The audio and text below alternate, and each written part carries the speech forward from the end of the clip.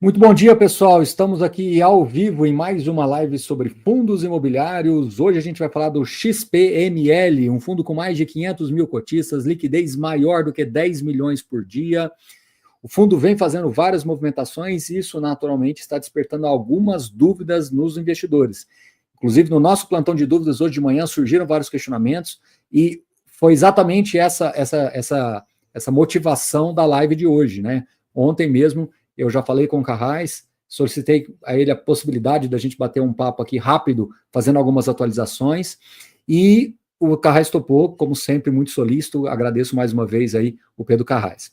Antes de passar para ele, quero lembrar a todos vocês que na descrição do vídeo aqui tem Black Friday da Sum com diversas opções. E olha, corre que está acabando, porque realmente temos aí prazo para encerrar essas promoções, então o link está na descrição.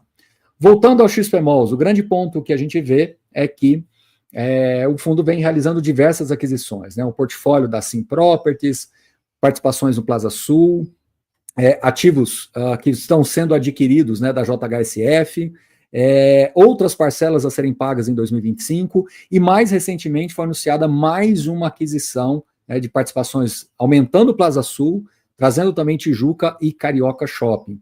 E essa aquisição trouxe uma certa preocupação por dois motivos. Primeiro, pelo valor, né? Então nós estamos falando aqui de quase 400 milhões de reais.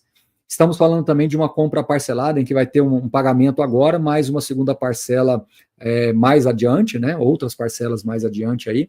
E eu acho que o mais importante é que o Carrás possa explicar. Tem no gráfico do relatório gerencial mostrando que o fundo está bastante confortável, já considerando até 2025. Né? Então, esse é um ponto importante. Com essa aquisição agora, as preocupações retomaram e as pessoas voltaram a ficar preocupadas. Então, esse é o primeiro motivo. E o segundo motivo é exatamente a questão dos rendimentos, né? Muitas pessoas apreensivas se esse rendimento está sendo muito inflado, se ele é compatível com a realidade do fundo, considerando aí os próximos meses. E, por fim, eu acho que o terceiro ponto, o mais importante de todos eles, muitas narrativas no mercado no sentido de que os fundos imobiliários estão simplesmente comprando aquilo que as empresas listadas não querem. Então, todos esses pontos vão ser devidamente tratados aqui no fundo, tá bom? Nós vamos ser tratados aqui nessa live de hoje. Não vamos entrar em outros fundos da XP para não misturar aqui a pauta, podemos depois falar, a não ser que depois o Carrás queira fazer algum recadinho rápido, mas vamos deixar isso para no decorrer da live.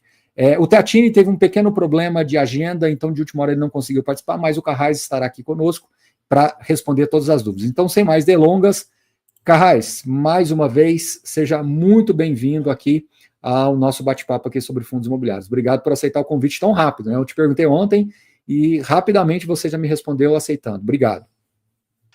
Eu que agradeço, Baroni. Você sabe o quanto que eu aprecio conversar com você e, obviamente, com quem te acompanha. É sempre uma boa oportunidade de tirar quaisquer dúvidas que os nossos investidores tenham. Sobretudo com um especialista como você, que, enfim, é sofisticado, está sempre na vanguarda das perguntas e das dúvidas, então a gente tem um prazer grande em falar com você. Peço mais uma vez desculpas pelo Teatini, que já é uma cara conhecida por todos vocês, tem estado cada vez mais à frente do dia a dia do fundo. É claro que eu estou sempre acompanhando todo e qualquer movimento nos bastidores, mas o Teatini tem cada vez mais assumido um papel estratégico no fundo. Já são quase 7 anos de casa, eu quase 8, ele quase 7. E fico também à disposição nos minutos finais, se você julgar pertinente para a gente falar de algum outro fundo da casa, sempre um prazer. Beleza. Vamos lá, então. Carrás, tem um gráfico no relatório gerencial que estava dando bastante conforto para o investidor, em que você mostrava ali o caixa e os desembolsos que iam correr da Sim Properties, né, da JHSF, e você tinha um saldo residual, salvo engano, ali perto de 200 milhões de reais. E você agora anuncia uma aquisição de quase 400 milhões de reais, também que vai adicionar estas parcelas futuras lá, especialmente em 2026.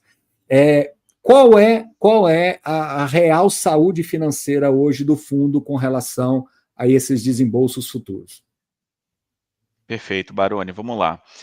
Se a gente somar tudo que a gente tem para pagar das parcelas futuras, menos o que a gente tem para receber, porque a gente ainda tem algumas coisas para receber de vendas passadas, e também essa transação com a Allos, né, sem a gente entrar no mérito se sem cash, sem cotas. Eu vou falar um pouquinho mais sobre isso, e eu falo um pouquinho mesmo, porque tem algumas questões que ainda não são públicas, mas eu vou tentar passar o conforto aqui que eu puder. E lembrando que a gente também anunciou recentemente um MOU com a Multiplan, no qual a gente está comprando uma participação no Jundiaí Shopping. Essa transação deve ser concluída nas próximas semanas. E também vai, muito em breve, como já é sabido pelo mercado, anunciar uma transação de aumento de participação naquele empreendimento da Faria Lima, com a JHSF, Faria Lima com Leopoldo Couto Magalhães. Eu acho que o mercado já conhece essa transação, a gente já tinha anunciado, a gente está só na fase final de cumprimento de transação, de condições precedentes, e vai anunciar muito em breve. A real situação é que hoje a gente não tem dinheiro para tudo. Isso é evidente. A gente hoje tem um caixa de um pouco mais de 1 bilhão, e aí a gente está falando... Eu vou arredondar aqui, Baroni, porque, obviamente, tem algumas questões envolvendo o earn-out para cá, earn-out para lá, pode ser que tenha, pode ser que não tenha, mas alguma coisa como 1,5 bi, aproximadamente, de desembolso para os próximos, talvez, 24 meses. Tá? O que eu posso acrescentar em relação a essa informação que eu acabei de trazer, né? Objetivamente falando? Acho que o primeiro ponto, a gente não tem um descasamento de potencialmente 400, 500 milhões nos próximos 30, 60, 90 dias. Está falando disso potencialmente num prazo de 24 meses. Acho que esse é o primeiro ponto que todo mundo tem que ter em mente, né? O segundo ponto, é sempre importante lembrar, o XP Malls hoje é um fundo de 6,6 bilhões de patrimônio líquido, é um fundo de quase 20 milhões de volume médio diário, né? Você falou mais de 10, eu diria mais de 15. A gente tem dias que belisca 20, mas a média já é um pouco superior a 15 milhões, então a gente acaba sendo um player, um fundo, um veículo de investimento que está no radar não só de pessoas físicas, mas também de investidores institucionais, para tão logo o cenário macro brasileiro indique uma potencial queda de juros, que hoje parece muito distante, mas até 4 ou 5 meses atrás era palavrão falar em subida de juros, né? Talvez 8 meses atrás, vou exagerar aqui no prazo, 8 meses atrás, em março de 2024, era impossível falar de subida de juros, né? O que eu quero dizer com isso? Eu quero dizer que no Brasil tudo muda muito rápido, para o bem ou para o mal. Infelizmente, o que aconteceu no segundo TRI de 2024 e obviamente permanece agora nos últimos meses, foi uma mudança para pior do ponto de vista de expectativa de juros. Mas eu tenho uma confiança barra otimismo de que 2025 vai acontecer o oposto. Os países do mundo inteiro estão numa toada de queda de juros, a gente é um dos poucos países numa toada de subida de juros, e a gente conhece o problema da dívida pública do país, etc. Não vou entrar aqui no mundo macro, até porque eu não sou economista, mas a gente tem 24 meses para viabilizar potencialmente uma emissão. Eu estou falando aqui de alguma coisa por volta de 500 milhões de reais, potencialmente, de um fundo que tem 6,6 bi, que levantou 1,8 bi em abril, já com o cenário macro deteriorando. E o terceiro e último ponto, ainda em relação ao fundo, antes de eu trazer um pouco mais de informação sobre essa transação da Allos, e também a da Multiplan, que eu acho que é importante, e também a da JHSF, por mais que ainda não seja 100% público, eu já vou trazer algumas informações. A gente está falando de um fundo que hoje tem, entre aspas, um cardápio de ativos enorme. Acho que os nossos cotistas e investidores já conhecem um pouco da gestão ativa que a gente procura fazer no dia a dia do fundo, e está, assim, no nosso radar, no horizonte de até 24 meses, fazer reciclagem de capital, não somente pensando em gerar lucro, que é uma das variáveis que a gente analisa, mas também de recuperar a caixa para que a gente possa fazer o portfólio girar, né? Então, isso sobre o fundo. Quando a gente vai para as aquisições, né, e parte do que eu vou falar tem a ver com o que eu acabei de mencionar, de ter um prazo ainda bem alongado pela frente, acho que número 1, a transação na Faria Lima, que a gente vai anunciar muito em breve, apesar de já ser sabida pelo mercado, ela é uma transação de um ativo em construção, cujo desembolso vai acontecer ao longo dos próximos 2 ou 3 anos. Acho que esse é o primeiro ponto. Vão ser doses homeopáticas de aportes na obra ao longo de 2 ou 3 anos. A transação da Multiplan também tem um nível de parcelamento importante, isso também já é parcialmente público, a gente ainda não anunciou a conclusão, mas a gente vai pagar um sinal e vai pagar 2 parcelas no horizonte de até 18 meses. E, por fim, a transação com a Allos, que também tem uma questão de parcelamento, o que eu posso trazer de tranquilidade para o cotista sem me comprometer com o que ainda não é público, né? O que vai ter de desembolso em cash neste momento, isso vai acontecer provavelmente ao longo do mês de dezembro, é uma parcela muito pequena, muito pequena. O restante do que a gente vai pagar à vista vai ser em cotas emitidas a valor patrimonial, tá certo? Então não vai ter nenhum tipo de diluição para quem é cotista do fundo. Hoje vocês acompanham, o mercado tá negociando a preço de tela com desconto não desprezível em relação ao valor patrimonial, como 99% dos fundos do mercado. Isso vai muito em breve ser virtualmente público, porque a gente vai anunciar essa emissão de cotas muito em breve, tá certo? Eu tenho que fazer uma emissão de cotas, eu preciso ofertar o direito de preferência, ainda que nesse momento não me pareça tão óbvio exercer esse direito de preferência pelo preço de tela, mas até pelo volume da oferta, isso já vai ficar virtualmente visível para o investidor. E, por fim... Antes de você concluir, só para fazer um parênteses para a gente não perder o raciocínio, algo equivalente aconteceu com o XPLG na aquisição do ativo Gravataí, se eu não estiver enganado? Piracicaba. Piracicaba, exatamente, Algo na mesma condição. Semelhante, na mesmíssima condição.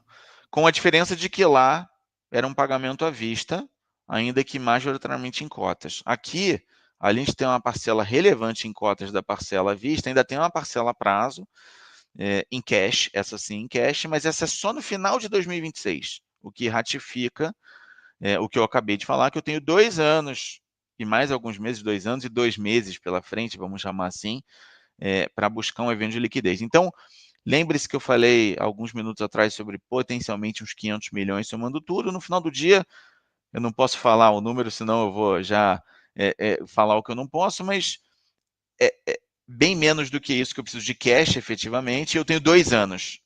E, por fim, não menos importante, hoje eu tenho um fundo sob gestão de um pouco mais de 7 bilhões de reais em ativos, né?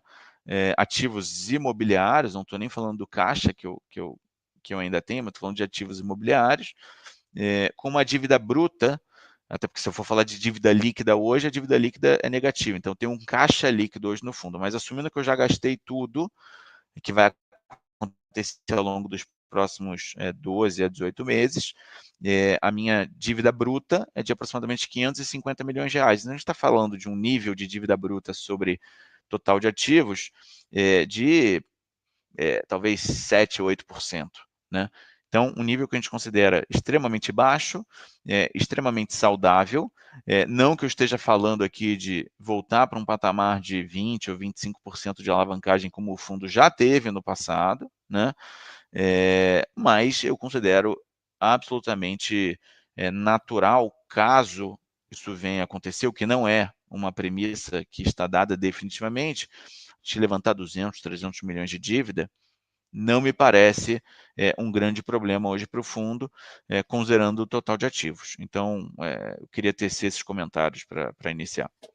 Na verdade, Carraiz, eu acho que à medida que o fundo vai ficando neste porte, as opcionalidades elas são infinitas, e eu coloco infinitas entre aspas, obviamente, né? Você passa a ter muitos ativos que são extremamente desejados pelo mercado, em que um desinvestimento parcial é bastante razoável de ser considerado. Então, acho que esse é um ponto que os investidores de fundos maiores precisam aprender a enxergar com mais naturalidade, né?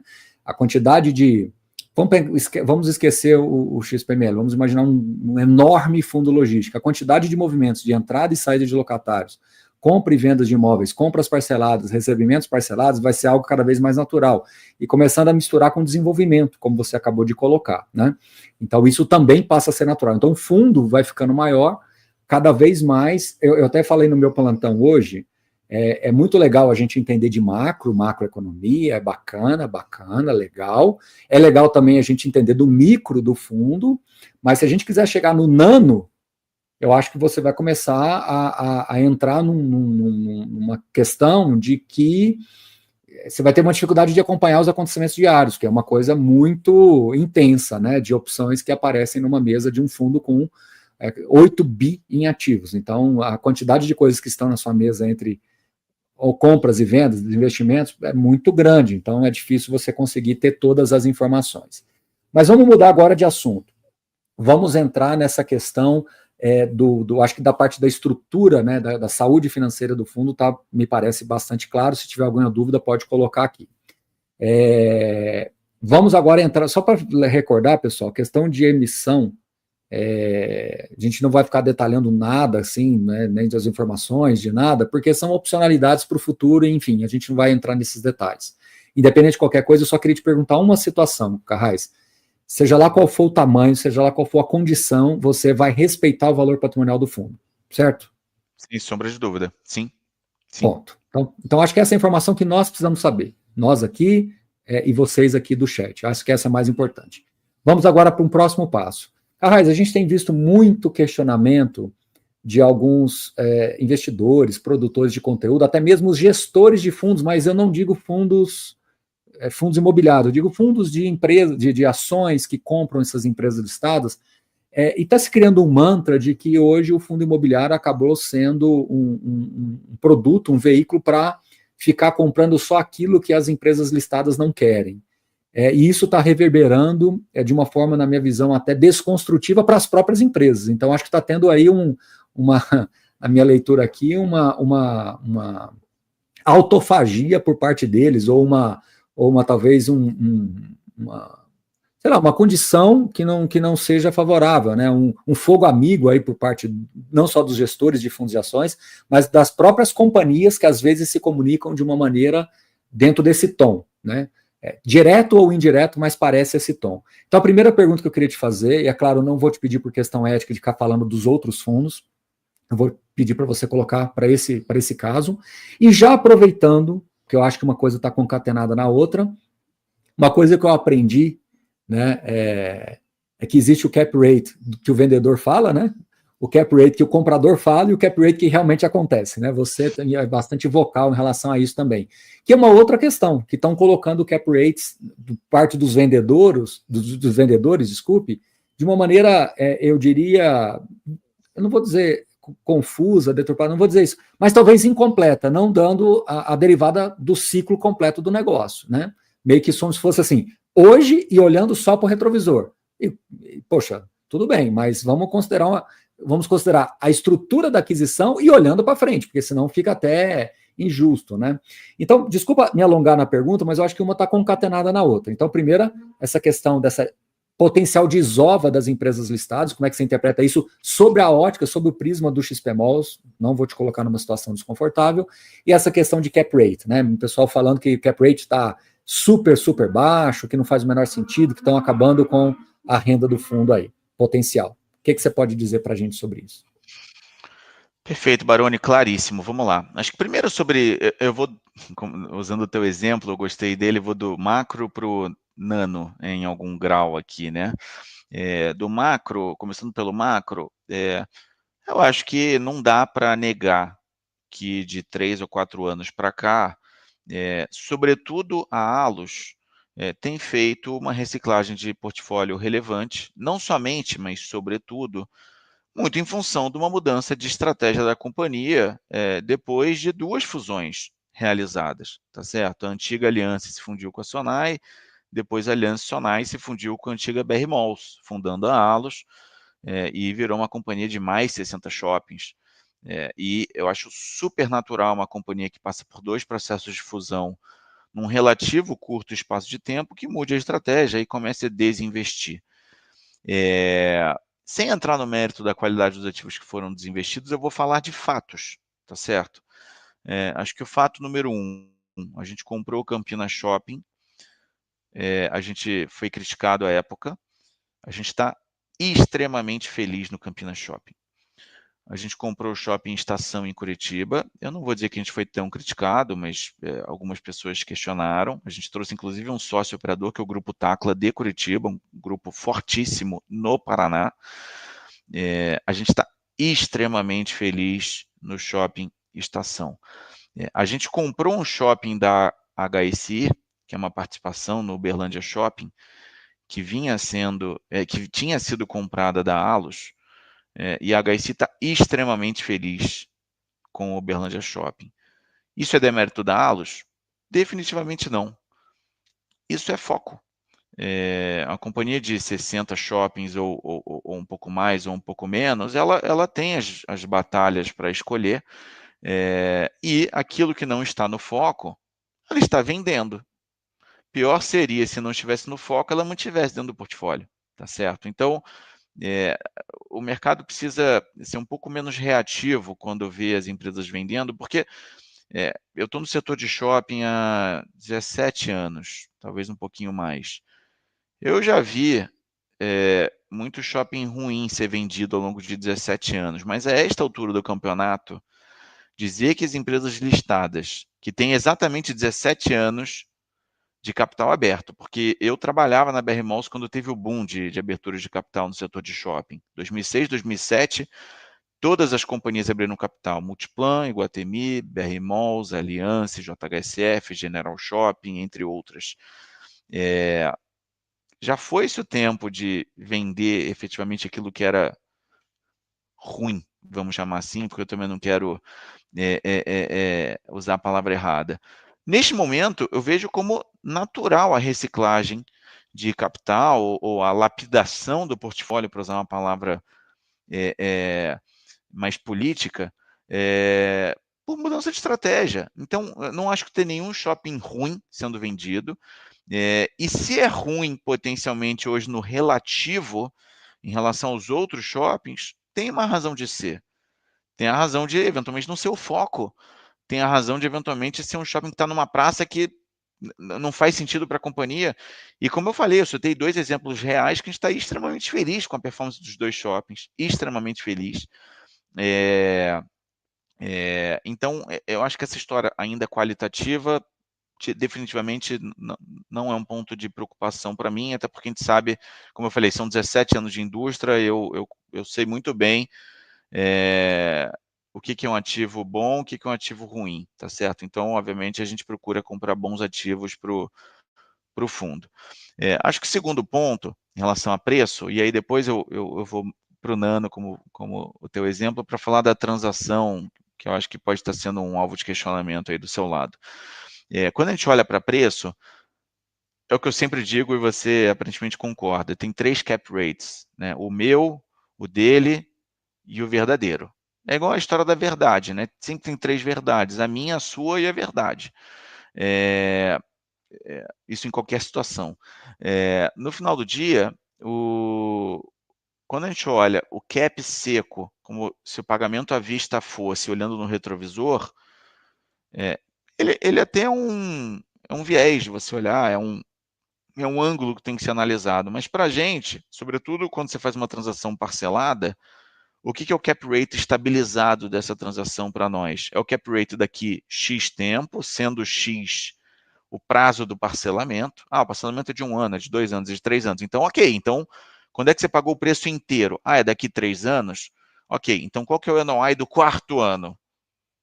Porque esse NOI daqui 4 anos, ele vai ter uma componente de crescimento durante 3 anos. Tá certo? Então, qual que é o NOI do 4º ano? Agora que eu já paguei 100% do preço, qual que é 100% do NOI que eu vou receber quando eu já tiver pago 100% do preço?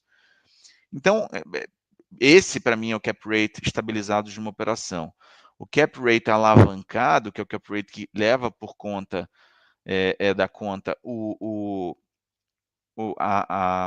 parcelamento em si, tá certo? Ele tem que ser algo superior à taxa de juros. Então, se hoje o juro está em 11,75, ou 11,25, ou 12, ou 13, a gente entende que para fazer sentido, para não perder valor no fundo, se eu estou com dinheiro em caixa aplicado a CDI, tudo bem que o CDI líquido é menos do que isso, CDI líquido é alguma coisa como 9 alto, 10, mas que fosse 12 no meu exemplo, eu tenho que estar comprando alguma coisa a mais de 12 para não destruir o valor do cotista hoje.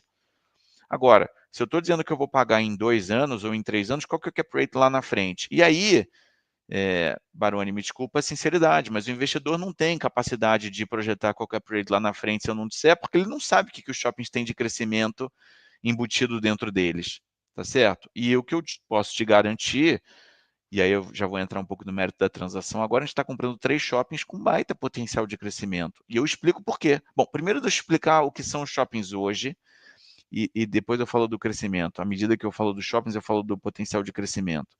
Vou começar pelo Plaza Sul, porque é o que eu acho que talvez demande menos explicação. Plaza Sul é um shopping que a gente já está há algum tempo, a gente é muito fã do empreendimento, é um empreendimento relativamente pequeno, mas extremamente produtivo, eficiente, com um aluguel e uma venda por metro quadrado extremamente alta.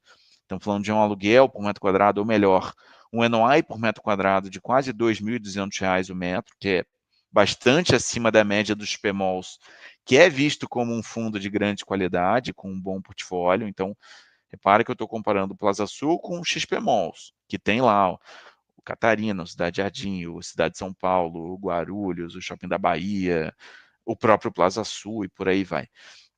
E que está passando por uma reformulação do mix bastante grande nos últimos 2 anos, e o shopping está se preparando para um ciclo de crescimento muito robusto, com qualificação do público e, consequentemente, aumento do ticket médio, que vai, em algum momento, né, regra básica de shopping center, fluxo, que gera venda, que gera aluguel. Então, quanto mais gente mais qualificada, mais venda, quanto mais venda, mais aluguel. Então, a gente tem plena convicção que esse shopping tem ainda uma pernada de crescimento grande pela frente. Vamos para o Tijuca. Não sei se você se lembra, Baroni, eu trabalhei 2 anos no Shopping Tijuca, sentado na cadeira de gerente financeiro comercial. Eu já tinha trabalhado por 4 ou 5 anos na holding, de 2007 a final de 2010. A BR Malls comprou o Shopping Tijuca de uma empresa familiar no final de 2010. E no dia 11 de dezembro de 2010, essa data marcou a minha vida, eu nunca vou esquecê-la, eu sentei lá como gerente financeiro comercial. Eu tinha 25 anos, foi um baita desafio da minha carreira, um baita aprendizado, eu ganhei alguns cabelos brancos, mas foi muito bom para mim. Esse shopping é uma máquina.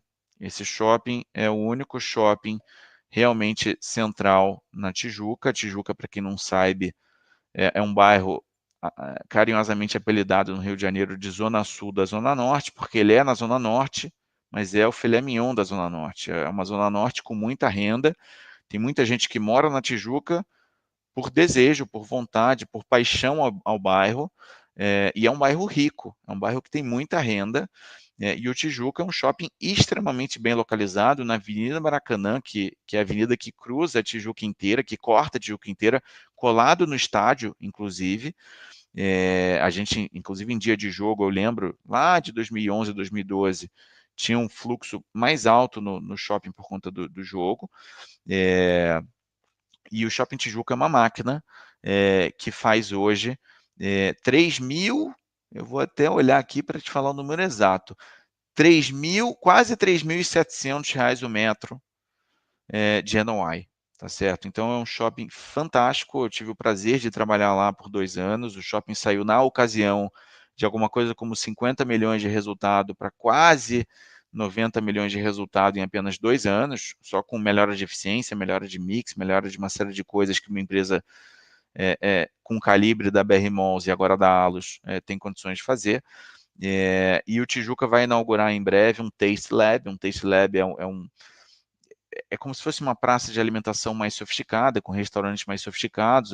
A Allos, né, a antiga BR Mall, já tinha testado o produto em alguns shoppings, como o Estação Cuiabá, como o Tamboré, em São Paulo, e é um divisor de águas, muda muito. Quando a gente chegou no Tijuca, eu falo a gente porque eu estava na BR Malls na época, em 2010, o shopping tinha uma deficiência muito grande. Ele não tinha restaurantes em abundância. Ele tinha um Outback no subsolo, que era 2, 3 horas de fila, e mais um ou outro de qualidade média. A gente fez um remanejamento brutal de mix num dos corredores do terceiro piso, atrás da praça de alimentação, fez uma alameda de restaurantes que está lá até hoje, para quem é do Rio de Janeiro e frequenta Tijuca sabe do que eu estou falando, uma alameda de restaurantes com 3 ou 4 operações, e aquilo já foi um divisor de águas para o shopping lá atrás, em 2011, quando a gente inaugurou. 11 ou 12, agora não vou me lembrar exatamente se foi 11 ou 12, porque eu estava lá em 11 e 12. Agora, quando a gente inaugura um Taste Lab, a gente vê também um potencial de crescimento gigante para um shopping que já é o segundo maior NOI por metro quadrado da Allos. Só perde para o Shopping Leblon. Então, estamos falando aqui de comprar o segundo melhor shopping de uma companhia de mais 50 shoppings, tá certo? E um shopping que eu tenho muito prazer em dizer que eu já trabalhei, porque ele é uma máquina de vendas e uma máquina de NOI. Por fim, o Carioca. O Carioca é o pior shopping dos três. Eu acho que é. Eu acho que é o pior shopping dos três. Mas mesmo sendo o pior shopping dos três, na minha concepção, tá certo? Acho que essa história de melhor ou pior ela é relativa, mas na minha concepção, ele é um shopping de NOI por metro quadrado maior que a média dos XP-malls. Acho que as pessoas não têm essa visibilidade. O Carioca Shopping, mesmo com uma vacância ainda de um dígito alto, ele já tem um NOI por metro quadrado acima da média dos XP-malls. E o Carioca Shopping passou recentemente, bem recentemente mesmo, por uma revitalização e expansão completa. Então é natural que ele esteja passando por um processo de maturação ainda, tanto da expansão, como dos benefícios que uma revitalização completa trazem para o shopping original. Então a gente está muito tranquilo com o case também.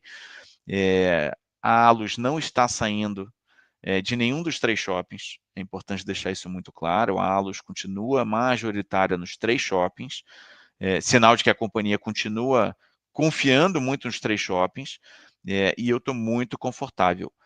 Em termos de portfólio, Baroni, quando a gente olha a média, a gente está falando de um portfólio que tem a melhor média de NOI por metro quadrado que a gente já comprou.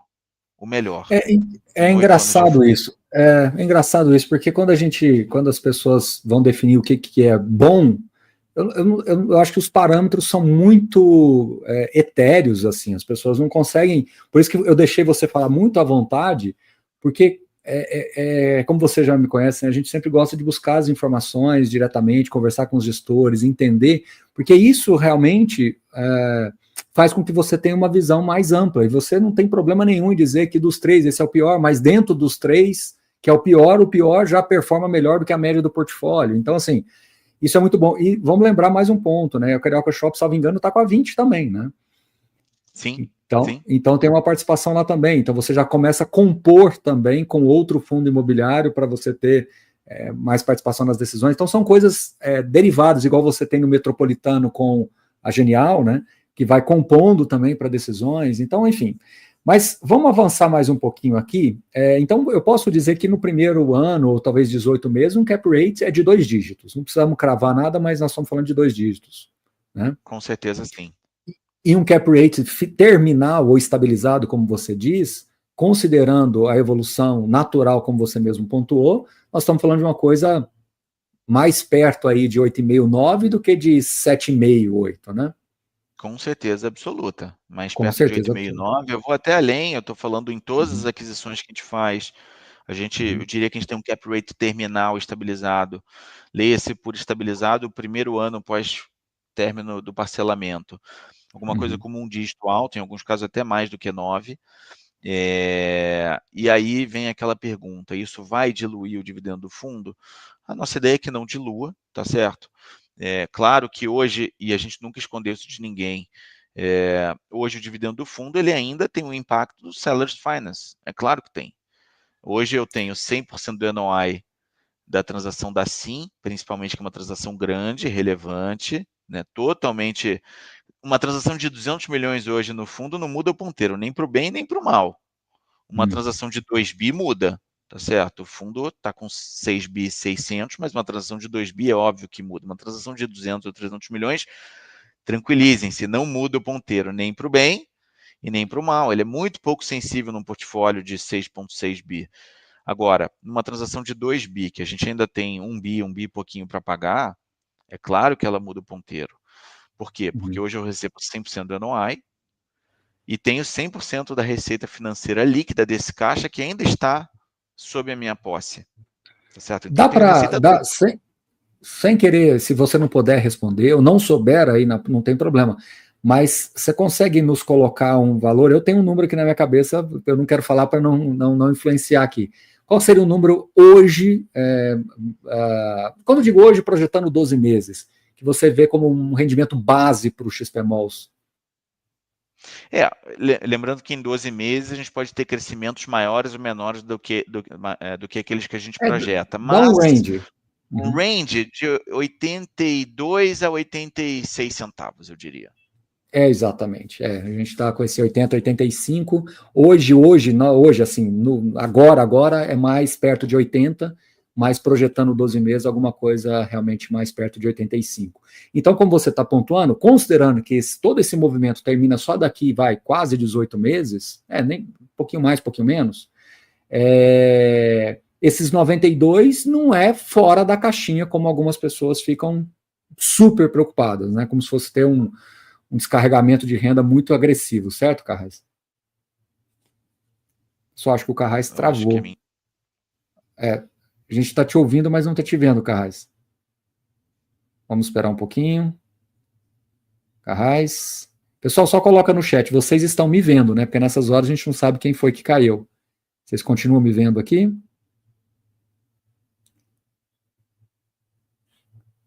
Estão me vendo? Só um segundinho, pessoal. Ele saiu, deve voltar. Beleza, vou.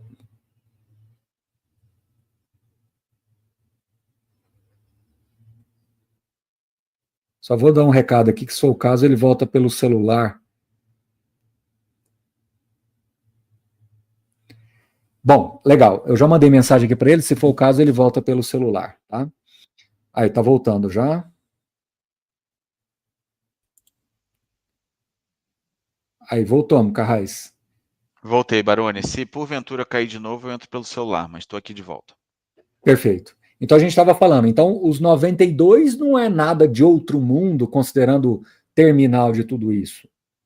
Não é que eu estou falando de 92 para 60. Definitivamente não é isso, tá? Até porque uma transação de 2 bi tem impacto num fundo de 6,6 bi, mas também não é aquele impacto, não é que eu estou com uma mega super alavancagem operacional. Ele tem um impacto sim, mas não é nessa magnitude tão díspare, não. Ô, Carraz, primeiro eu queria te perguntar se a gente pode continuar mais um pouquinho. Eu achei que fosse meia hora, mas o papo está tão bom. Podemos continuar mais um pouquinho? Podemos sim. Então tá. Carraz, por outro lado, considerando 12, 24 meses, assim, eu tenho um feeling que é quase impossível você não fazer uma gestão ativa e ainda trazer mais conforto com relação a esse rendimento. Estou exagerando? Eu não posso dizer que sim, mas eu concordo com você. No final do dia, se eu confio no meu trabalho, eu espero poder porque se afirmar que é você quase impossível. Exato, porque você está pegando alguns. E eu acho assim, por coincidência, Carraz, por coincidência, o que eu respondi para algumas pessoas no nosso plantão de dúvidas é exatamente o que você falou. Porque ontem a gente falou muito rápido, foi mais no sentido de topa fazer a live, beleza, e já passamos. E você usou um termo agora na live que eu usei no meu plantão. Então a gente não teve essa conversa, que foi a questão de foco. Eu acho que as empresas de shoppings, elas estão se desfazendo de alguns portfólios por questão de foco mesmo, entendeu? Só que quando você pega um ativo que estava lá meio, não vou dizer largado, que eu estou exagerando, mas que estava fora do escopo, fora do radar, e você assume e começa a reposicioná-lo, o ganho gigante. Plaza Sul, por exemplo, né, você está pegando lojas âncoras que saíram, está fatiando, trazendo, melhorando praça de alimentação, tudo, né? Então isso faz bastante diferença, correto? Correto? Perfeito, você está corretíssimo, é exatamente Perfeito. isso. Bom, vamos virar aqui mais dois. Nós temos mais dois assuntos rápidos. Estou enganado em dizer que o ativo da JHSF que vai começar as obras vai ser o grande troféu do XPMOS ou estou exagerando? Se não for o top 1, vai ser os top 3. Em termos de qualidade e localização, você está corretíssimo. Eu não sei se os nossos espectadores aqui todos conhecem a região da qual a gente está falando, mas eu me arrisco a dizer... Dá só uma palhazinha. A Faria Lima é a capital financeira do país, vamos chamar assim, né? É onde se concentram as sedes das maiores empresas e bancos, enfim, gestoras de recursos do mercado. É o grande objeto de desejo das empresas em estar, do ponto de vista de localização. E especificamente esta região, ou esta esquina com a Leopoldo Couto Magalhães, eu me arrisco a dizer que é das regiões mais nobres de São Paulo e, consequentemente, do Brasil. Tá? Porque a Faria Lima é uma avenida muito extensa. A Faria Lima vai da Vila Olímpia até Pinheiros. Tá? Ela até muda de nome. Na verdade, a Vila Olímpia é até Alto de Pinheiros. Ela vai mudando de nome ao longo da extensão dela. Enfim, em algum trecho Hélio Pellegrino, vira Faria Lima, depois vira Pedroso de Moraes, depois vira Fonseca Rodrigues e por aí vai.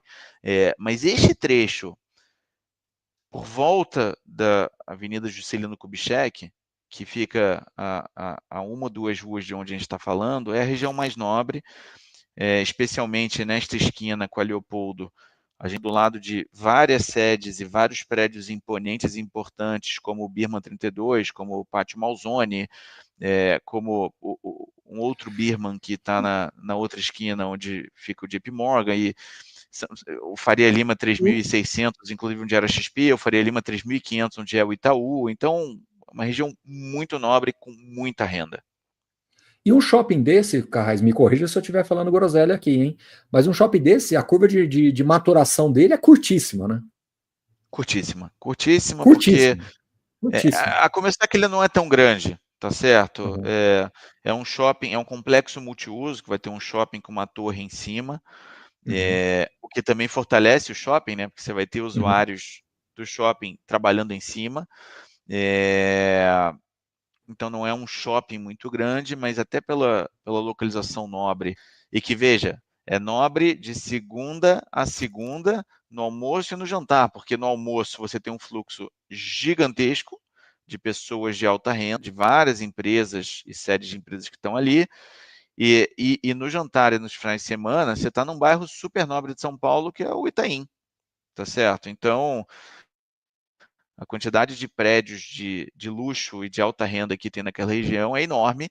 Então, ele não vai ser top 1 do fundo em representatividade de NOI, porque a nossa participação não é tão grande em cima de um shopping que também não é tão grande, mas em termos de qualidade, você é correto na afirmação. Ele vai ser um dos Perfeito. principais, se não o principal do portfólio. Vamos fazer uma síntese de Multiplan? O que você tem para falar? Porque eu acho que é uma bandeira que também muda o jogo, né? A gente tenta fazer uma transação com a Multiplan desde o meu primeiro dia na XP. Entrei na XP no dia 3 de julho de 2017.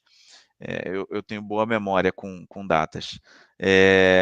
Foi uma segunda-feira. E a Multiplan, acho que dispensa apresentações, uma empresa de portfólio único, que tem uma barganha comercial e um respeito, digamos, por parte dos lojistas enorme, sobretudo porque o lojista sabe que estar num shopping Multiplan é, é diferente, é relevante, é importante, é bacana. Então a gente está muito animado com a marca Multiplan e com o shopping Jundiaí Shopping, porque o interior de São Paulo, pode-se dizer que o interior de São Paulo é mais rico do que várias capitais do Brasil, tá certo? São Paulo concentra boa parte da renda do país, e quando a gente vai para as capitais, ou melhor, para alguma cidade interior, a gente tem rendas per capita, né, e mesmo densidade demográfica superiores a várias capitais de outros estados do país, e Jundiaí é, na nossa opinião, uma delas. Jundiaí é uma região super nobre, muito próxima à capital, um shopping que tem um potencial de expansão muito grande, um shopping que não é tão antigo e que, portanto, ainda passa por um processo natural de maturação. Não é que o shopping tem uma vacância alta, nada disso. É um shopping padrão Multiplan, com indicadores operacionais excelentes, mas é um shopping que ainda tem suco para extrair, organicamente falando, se falar da expansão. Então, a gente está super animado com essa transação. Legal.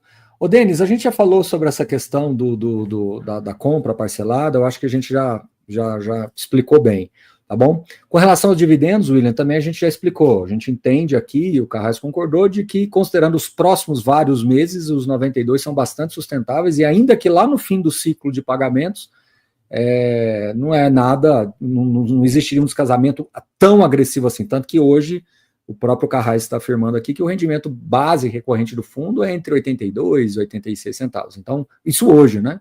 Aliás, não, considerando 12 meses, desculpe, considerando 12 meses. Então, só para deixar isso na mesma página. Mas olha só, eu acredito, Baroni, agora eu Baroni que estou falando, eu acredito que daqui para o fim do ano que vem existe boas chances de ter desinvestimento e esse rendimento ficar bastante estável. Agora, Carrasco, você vê que coisa curiosa, né?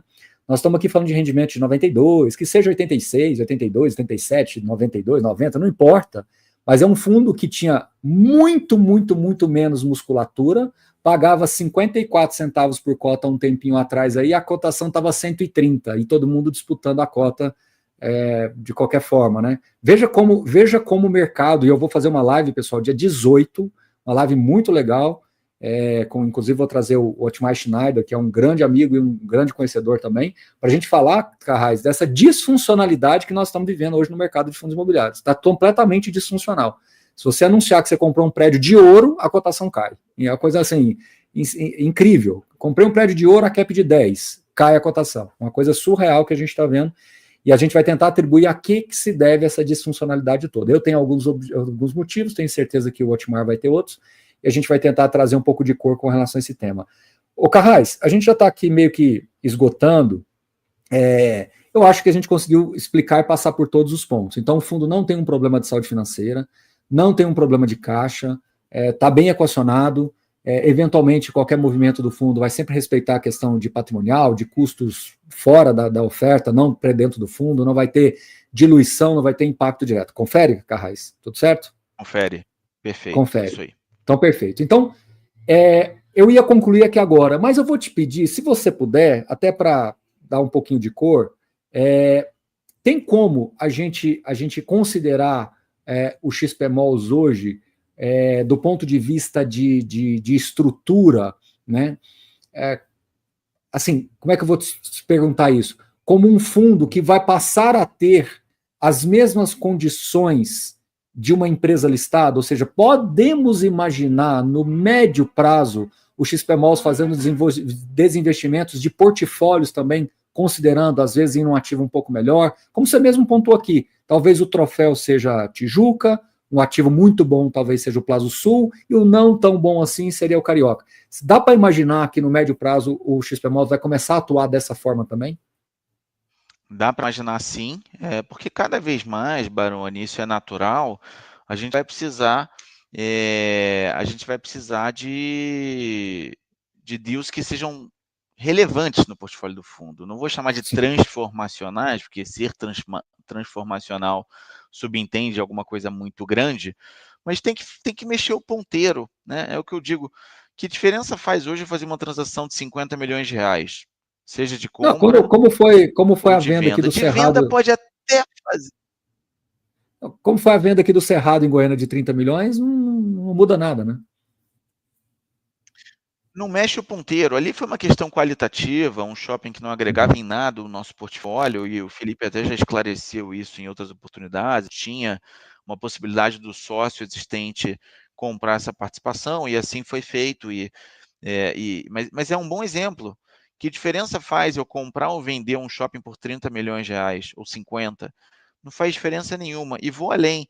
Para vender uma participação de 100, desde que seja uma participação que eu tenha pago talvez 50 ou 60 lá atrás, quando o fundo era bem menor, talvez faça sentido, principalmente sob a ótica do lucro.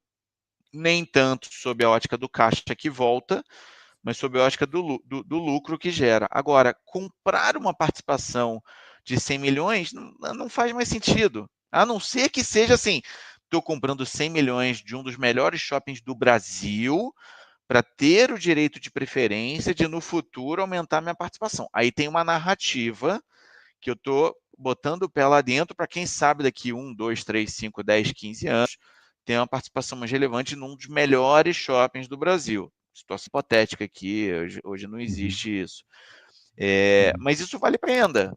Eu cada vez mais, é claro que hoje você falar de uma venda de 300, 400, 500 milhões não parece óbvio, porque quem que tem esse dinheiro hoje, tá certo? Com o mercado que a gente está vivendo. Mas cada vez mais vai ser o que a gente vai trabalhar, sim, sem sombra de dúvida. E acredite, Baroni, você pode até achar que não, e até acho improvável dessas transações acontecerem no curto prazo. Mas tem alguns, não é um só não, tem alguns players ainda querendo montar fundo de shopping.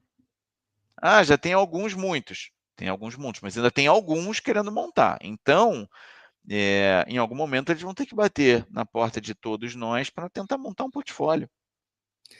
Eu vou fazer um estudo ainda sobre isso, em breve, talvez entre o fim desse ano e o início do próximo. Só para concluir, Carraiz, quando que o fundo, qual foi o primeiro dia, qual foi o dia do batismo do XP Malls? Foi dia 23 de dezembro de 2017. Isso, ou seja, 17 acabou o ano, então de 2018 para cá. É o que eu tenho falado exaustivamente para as pessoas. Um ciclo imobiliário para ser avaliado, no mínimo 20 anos. Então o fundo nasceu em 2018, não dá para você ter uma conclusão definitiva sobre várias coisas até agora. E o que entregou até agora foi um aumento expressivo de renda, um crescimento exponencial do patrimônio, uma série de coisas aconteceram. Mas a gente só vai ter uma noção real do histórico do XP Malls em 2038. Isso é que é o mais legal. A indústria, assim como o XP Malls, vários fundos que tem na carteira das pessoas que estão aqui nos acompanhando é de 2017, 18, 19 para cá. Entendeu? Então é muito importante trazer esse contexto, né, Carrasco? Porque as pessoas estão e a gente está vendo muitas críticas, principalmente, só no meu plantão de dúvidas, hoje chegaram 2 pessoas que investem de 2019 para cá e fazendo questionamentos da capacidade do fundo de entregar, dos fundos, não do XPMOS, dos fundos entregar rendimento. Então você está num recorte super seletivo e está perpetuando uma coisa muito seletiva. E por incrível que pareça, você entrega 30% mais de rendimentos e as pessoas simplesmente ignoram, né? Tipo assim, o que vale é que a Selic está pagando mais, entendeu? Então, fica perpetuando algo que não deveria ser assim. Mas essa disfuncionalidade vai ser discutida dia 18 agora de novembro, segunda-feira. Carraiz, eu queria mais uma vez te agradecer. Acabei passando mais do que a gente tinha combinado, mas eu queria te agradecer imensamente. Manda um abraço aí para o Teatini, para a turma toda. E, mais uma vez, muito obrigado por ser tão solícito aí. Eu acho que um fundo com 500 mil cotistas, né? Como você mesmo falou, quase 20 milhões de liquidez diária, merece sempre ter esse acompanhamento para que a gente possa trazer um pouco mais de luz para a turma toda. Obrigado mais uma vez, tá bom? Eu que agradeço o espaço, mais uma vez, não só o espaço, mas também a conversa sempre produtiva com você, e sempre que precisar a gente está à disposição, eu, Felipe, todo o time, é sempre um prazer falar com vocês e tirar quaisquer dúvidas que os investidores tenham. É isso aí. Turma, mais uma vez, muito obrigado, uma boa quarta-feira a todos vocês e até a próxima. Valeu, valeu.